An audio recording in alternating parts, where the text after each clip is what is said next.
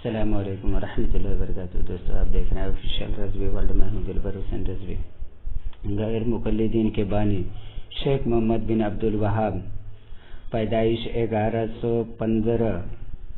ہجری، وفات 1206 مطابق 1703، موت 1791 کی کتاب مختصر سیرت رسول صلی اللہ علیہ وسلم کی شرح کرتے ہوئے اس کا بیٹا عبداللہ بن محمد اپنی کتاب مختصر سیرت الرسول صلی اللہ علیہ وسلم میں میلاد شریف کے متعلق لکھتا ہے، اور ابو لہب کی باندھی سویبہ نے آپ صلی اللہ علیہ وسلم کو دودھ پلایا، اور جب اس نے آپ صلی اللہ علیہ وسلم کی پیدائش کی خبر سنائی تو ابو لہب نے اسے آزاد کر دیا، اور ابو لہب کو مرنے کے بعد خواب میں دیکھا گیا تو اس سے پوچھا گیا اب تیرا کیا حال ہے؟ اس نے کہا آگ میں جل رہا ہوں، تاہم ہر پیر کو میرے عذاب میں تخفیف کر دی جاتی ہے، اور انگلی کے اشارے سے کہنے لگا میری ان 2 انگلیوں سے پانی کا چشمہ نکلتا ہے جسے میں پی لیتا ہوں، اور یہ تخفیف عذاب میرے اس وجہ سے ہے کہ میں نے سویبہ کو آزاد کیا تھا جب اس نے مجھے محمد رسول اللہ صلی اللہ علیہ وسلم کی ولادت کی خوشخبری دی، اور اس نے آپ صلی اللہ علیہ وسلم کو دودھ بھی پلایا تھا۔ ابن جوزی کہتے ہیں پس اس میں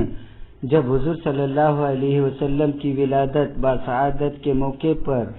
خوشی منانے کے اجر میں ہر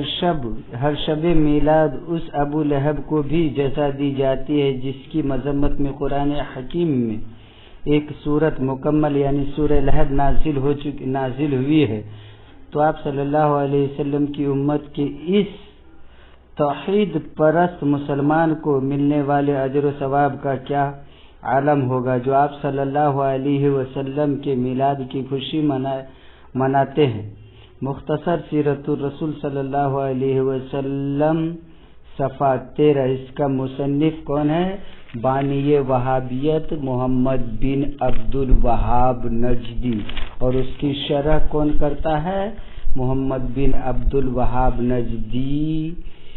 کا بیٹا۔ اس سے معلوم یہ ہوا کہ محمد بن عبدالوہاب نجدی جو اہل حدیث